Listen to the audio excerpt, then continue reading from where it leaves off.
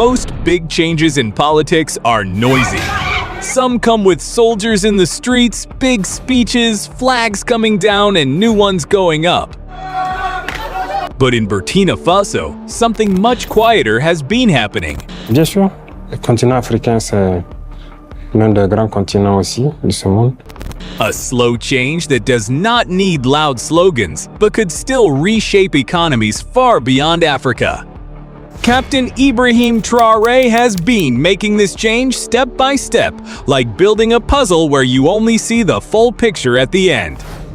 And now that the picture is clear, it is not just old colonial powers who might be worried. Even in Washington, Donald Trump has started feeling the heat. This quiet revolution has reached a point where Washington can no longer ignore it. For Donald Trump, it is no longer a question of if it affects America, but how fast. Before we continue, hit that like button to help us beat the YouTube algorithm.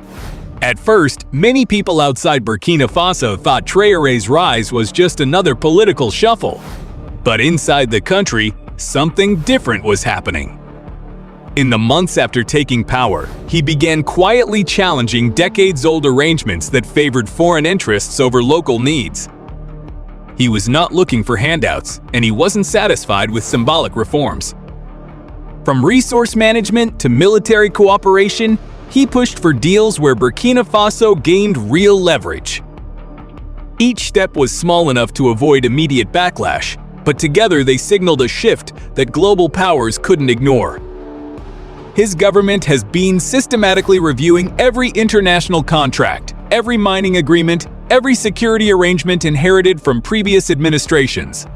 The process has been deliberate, legal, and largely unreported by international media focused on more dramatic stories elsewhere. But the peak of this quiet revolution was far from quiet. The problems Traoré has been posing to Trump represented months of careful preparation. His team had studied American foreign policy patterns, analyzed global supply chains, and identified precise pressure points where a small country could have a massive impact. Most importantly, he had built a coalition. While Western media portrayed Traoré as an isolated radical, he had actually been coordinating with like-minded leaders across Africa, Asia, and Latin America. He was not only after Burkina Faso's prosperity, he was operating a move in a coordinated strategy involving dozens of developing nations.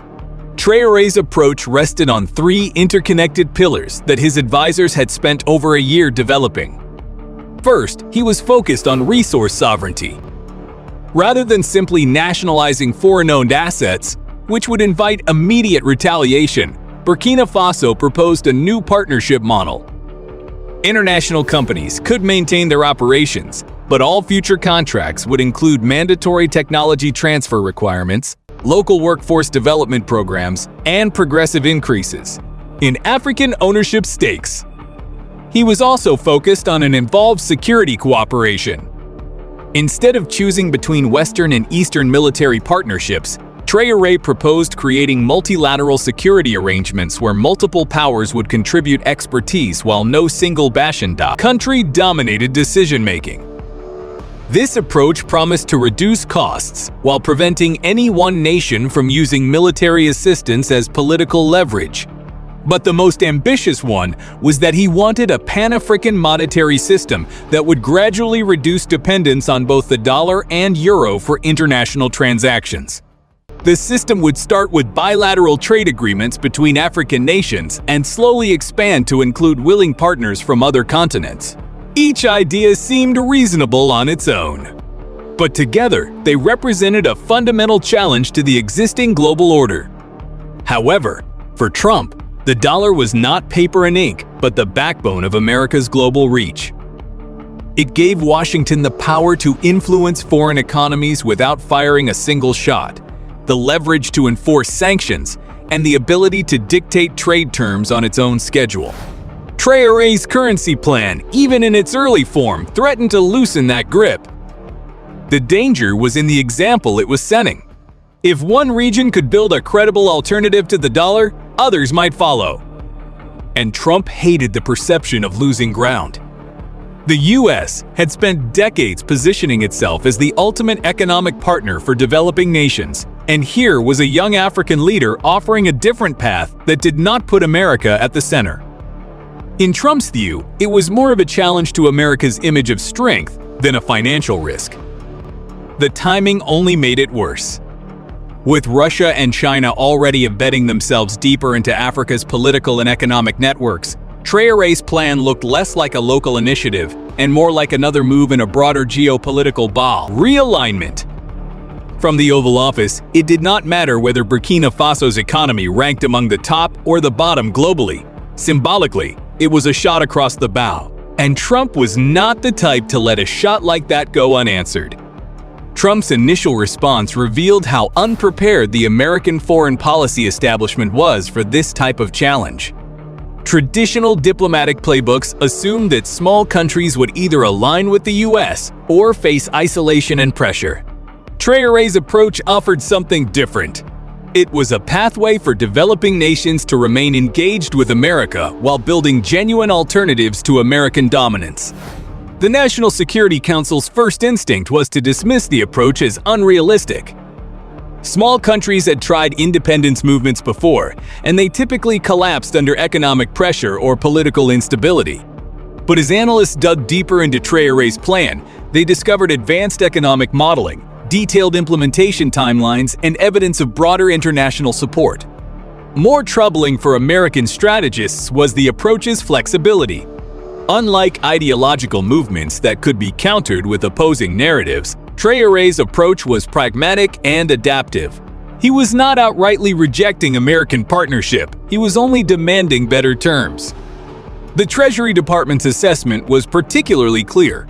If even a fraction of developing nations adopted Traoré's model, it could significantly impact American companies' profit margins in emerging markets.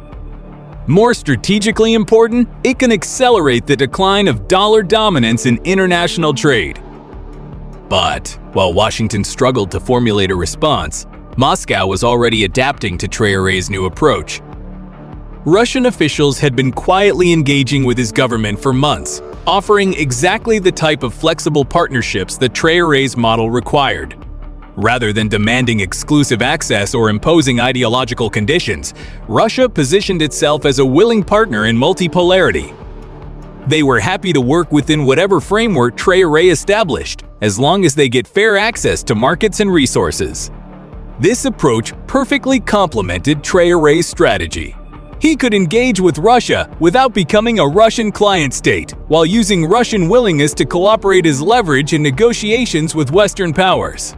But not only that, the Russian engagement also provided practical benefits. Moscow offered military equipment with fewer strings attached than Western alternatives. Russian mining companies proved more flexible about local partnership requirements. Most importantly, Russia demonstrated that alternatives to Western partnerships actually existed. The proof came very quickly. Within months of initial talks, a joint Burkina-Russian mining venture began operations under the new partnership rules. Local engineers received training from Russian experts, while revenue-sharing agreements ensured that a larger portion of profits stayed in Burkina Faso. It was a tangible demonstration to other African nations that Traoré's model could work in practice, not just in theory. Western observers, especially in Washington, were shocked by how fast the relationship took shape. American diplomats had assumed that bureaucratic delays, regulatory hurdles, and logistical challenges would slow any real cooperation between Ouagadougou and Moscow. Instead, the process was streamlined, deliberate, and unusually efficient. But Russia was not the only one paying attention.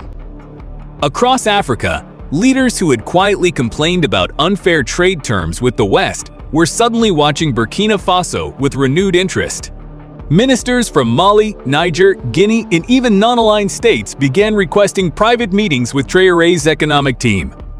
What had started as a national policy shift was shifting into the seed of a continental movement. For Trump, this was dangerous not because Burkina Faso itself could directly harm US's interests, but because it was showing other nations that Washington's grip could be loosened without inviting immediate chaos. It was the consequence every American president feared. The State Department scrambled to re-engage with Ouagadougou, sending special envoys with promises of aid packages, investment opportunities, and security cooperation. But Traoré was deliberate in his response. He neither shut the door on American offers nor rushed to accept them. Instead, he made each conversation conditional on mutually beneficial terms, something American negotiators were not used to hearing from such a small economy. Behind the scenes, this frustrated Trump personally. To him, foreign relations were a game of winners and losers, and Burkina Faso's careful balancing act felt like a challenge to his personal brand of deal-making. He wanted a clear victory, with either Traoré falling back into the American orbit or being publicly isolated as an opponent of U.S. interests. But Traoré gave him neither. In the meantime, Burkina Faso doubled down on regional integration efforts. Its government worked closely with Mali and Niger to align resource policies, establish joint security patrols along shared borders, and even explore the possibility of a shared energy grid. American intelligence agencies began reporting that Burkina Faso was also exploring agricultural cooperation agreements with countries as far away as Brazil and Vietnam. The idea was to create a diversified trade network where no single partner could use food or energy as political leverage.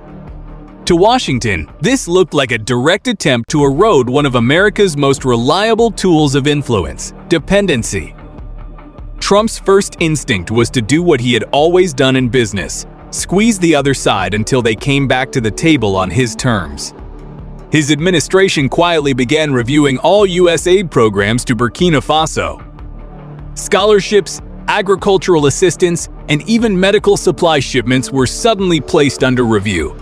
Officially, the White House said it was part of a strategic reassessment of foreign aid priorities. Unofficially, it was a warning shot. At the same time, Trump leaned on allies in Europe, especially France, to apply their own pressure. French businesses with operations in Burkina Faso began reporting sudden bureaucratic delays and unexpected tax audits, which were actually signs that Paris was losing patience with Traoré's current independent stand. The hope was that coordinated Western pressure would force him to soften his stance before his ideas spread too far. But the strategy had an unexpected effect. Instead of isolating Burkina Faso, it rallied its neighbors even closer. Mali and Niger, already aligned with Traoré's vision, announced a formal economic organization complete with shared tariffs and coordinated foreign policy positions. It was a full show of unity, and for the first time in years, multiple African states openly defied both Washington and Paris in such a coordinated way. In typical Trump fashion, he decided that being nice was overrated. By March, the U.S. imposed targeted sanctions on several Burkinabe officials, citing alleged human rights concerns. The move was packaged for public consumption as a moral stand, but the timing made it obvious that Washington was actually trying to choke off the momentum of Traoré's growing alliance before it reached a critical sabotage point. However, the sanctions barely had an effect.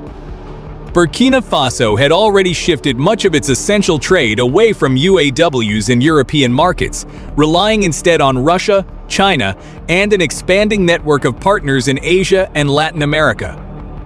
The very thing Washington feared, that an African nation could sidestep Western economic powers, was now playing out in real time. By June 2025, it was clear to the White House that economic pressure alone was not going to crack Traoré. Instead of backing down, Burkina Faso's leader was doubling down and announcing new trade talks with Brazil, deepening military cooperation with Russia, and even hinting at a future energy deal with Iran. To Trump, it felt like Traoré was intentionally trying to provoke the Western powers. So the US playbook shifted to something quieter but far more aggressive. Multiple U.S. agencies, each with its own mandate, began exploring ways to undermine Traoré's position from within. Officially, Washington maintained that it respected the independence of all nations, but it was actually finding pressure points inside Burkina Faso's political and economic system. One line of attack was media influence.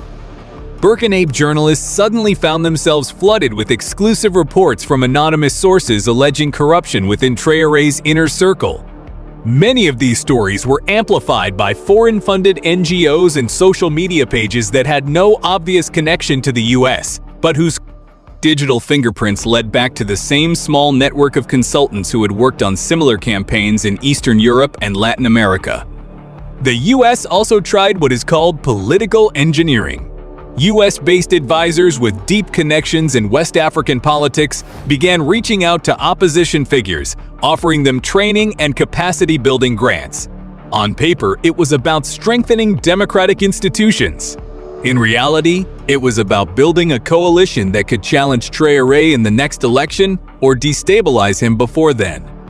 Some of his domestic opponents started arguing that by confronting major powers, Traoré was risking economic retaliation and political isolation.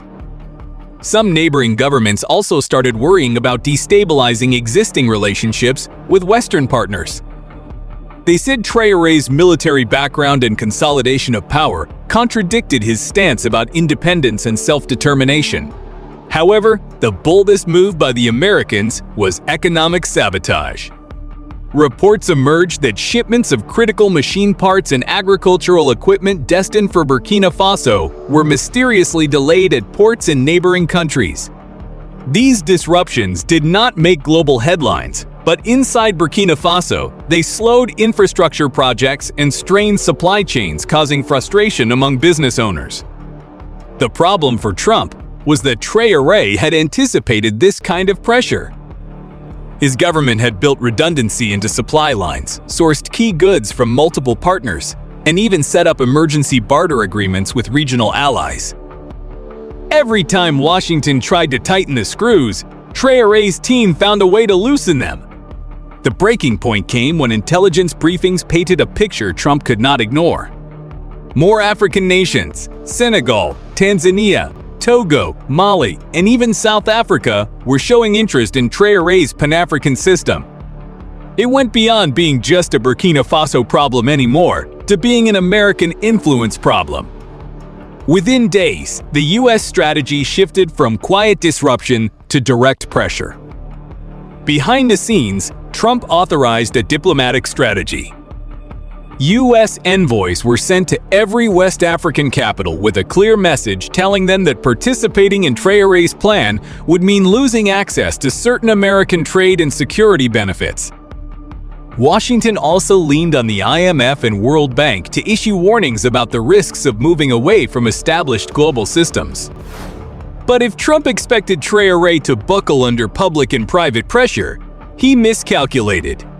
Trump's team, frustrated that months of pressure had failed to derail Traoré's plans, began floating the idea of targeted sanctions not just against Burkina Faso's government, but against key individuals and companies seen as enabling the Pan-African monetary project.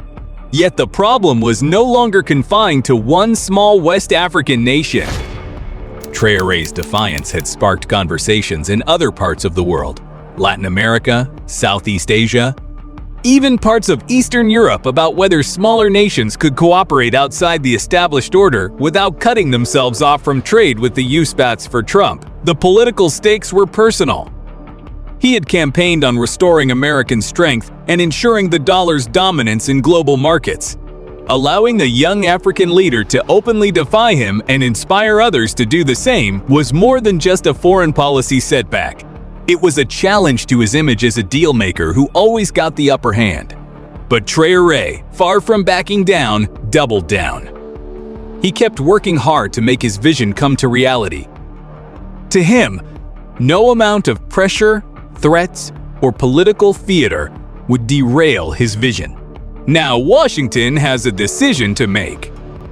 Should they escalate things and risk alienating an entire continent? Or should they accept that America's monopoly on global economic influence is beginning to crack?